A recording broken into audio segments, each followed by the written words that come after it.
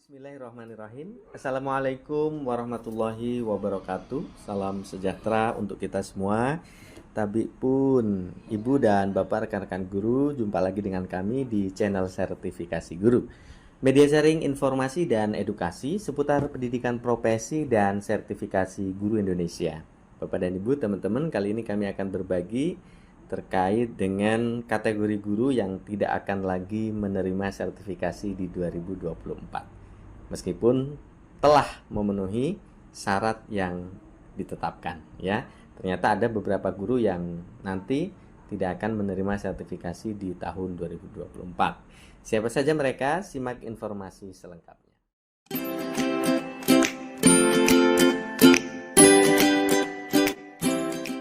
Ibu dan Bapak rekan-rekan guru, kembali kita menengok tentang Undang-Undang Nomor 14 ya tahun 2025 tentang guru dan dosen, di mana pada undang-undang ini disebutkan bahwa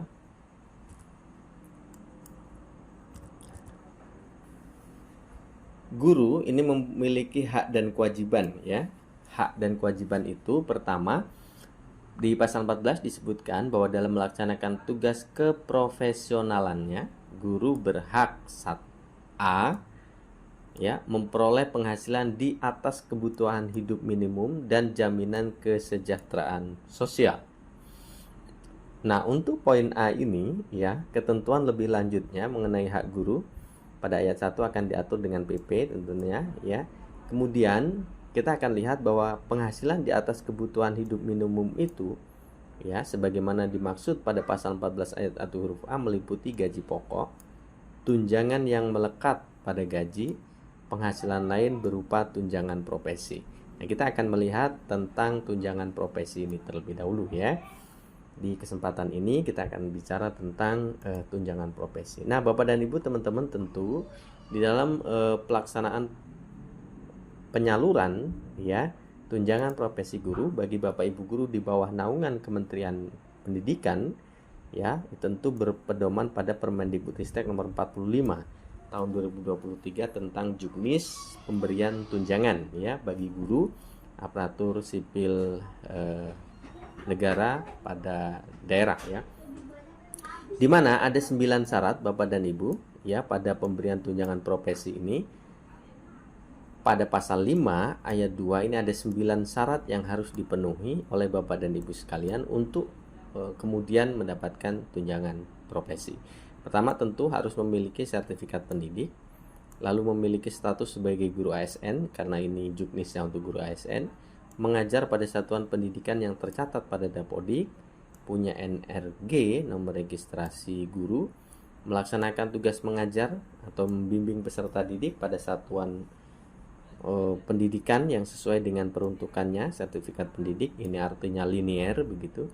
Kemudian beban kerjanya sesuai dengan ketentuan peraturan perundang-undangan, dalam hal ini adalah 24 jam mengajar, memiliki hasil kinerja paling rendah adalah baik, mengajar di kelas sesuai dengan jumlah peserta didik dalam satu rombel, tidak sebagai pegawai tetap pada instansi lain. Nah, apabila ke-9 persyaratan ini sudah terpenuhi, Bapak dan Ibu ternyata belum tentu, ya, mendapatkan tunjangan sertifikasi guru. Dan itu disebabkan oleh, ya, kalau kita lihat di pasal 17, ya, bahwa pemerintah daerah sesuai dengan kewenangannya menghentikan pembayaran tunjangan profesi, tunjangan khusus, dan juga tambahan penghasilan bagi guru ASN daerah. Kita akan bicara tentang tunjangan profesinya saja atau sertifikasi, di mana jika Bapak dan Ibu, ya, dinyatakan meninggal dunia, sudah meninggal dunia, ya, tentu ini, ya. Kemudian mencapai batas usia pensiun. Batas usia pensiun guru adalah 60 tahun. Maka ketika sudah 60 tahun, tunjangan profesi itu akan terputus. Meskipun misalnya Bapak dan Ibu masih terus mengajar di usia 61, 62, bahkan sampai dengan 65 masih terus mengabdi, ya. Kemudian melaksanakan cuti sakit, ya, karena sakit yang kemudian sampai dengan 6 bulan, ya, melebihi 6 bulan. Karena tentu kita tahu bahwa pencairan sertifikasi ini SK-nya begitu, ya, SKTP-nya itu berlaku per semester. Sehingga kalau lebih dari 6 bulan, berarti selama 6 bulan itu tidak melaksanakan tugasnya sebagai guru ya. Kemudian mengundurkan diri atas permintaan sendiri, oke. Kemudian dipidana penjara, ini apabila sudah ingkrah begitu ya, keputusannya berkekuatan hukum tetap ya. Mendapat tugas belajar, ini tugas belajar di luar kota ya, beda dengan misalkan Bapak dan Ibu izin belajar ya, izin belajar tetapi yang tidak meninggalkan tugas, kan ada tuh ya.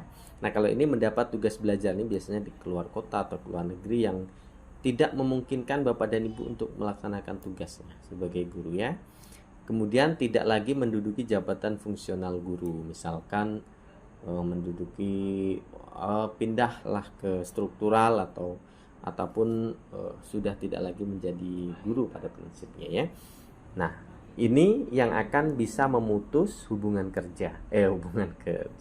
memutus hubungan ya tentang tunjangan profesi. Nah, di dalam penghentiannya begitu, ini ada aturannya ya Bapak dan Ibu. Untuk poin A dan B, meninggal dunia dan mencapai batas usia pensiun ini dilakukan pada bulan berikutnya. Misalnya pensiunnya sampai dengan bulan Mei begitu. Bulan Mei, maka Juni tidak menerima tunjangan lagi. Jadi terputus sampai dengan bulan Mei.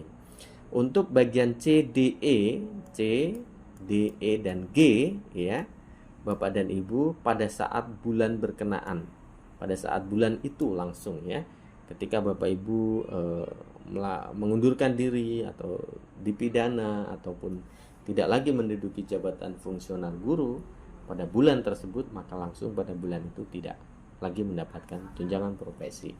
Atau Bapak dan Ibu untuk tugas belajar ini juga langsung pada bulan berkenaan sejak melaksanakan tugas belajar. Oke. Nah, itulah Bapak dan Ibu teman-teman ya terkait dengan kewenangan dari pemerintah daerah untuk menghentikan pembayaran tunjangan profesi. Nah, Bapak dan Ibu, kita bicara tentang tunjangan profesi, tunjangan khusus dan tambahan penghasilan. Ini juga akan dikenakan pajak penghasilan. Next time kita di video berikutnya akan berbagi sebenarnya berapa sih potongan pajak ya yang diberlakukan bagi Bapak Ibu guru penerima sertifikasi. Oke, Bapak dan Ibu teman-teman, jika ada pertanyaan seputar pendidikan profesi guru dan sertifikasi guru Indonesia, Bapak dan Ibu boleh bertanya ataupun berbagi sharing melalui kolom komentar di video ini. Kita tentunya nanti akan berbagi informasinya dan akan mencari tahu baik dari rekan-rekan sekalian ya, dan juga kita akan berbagi informasi tentunya karena ini adalah ruang bagi kita sharing dan berbagi informasi. Terima kasih. Assalamualaikum warahmatullahi wabarakatuh.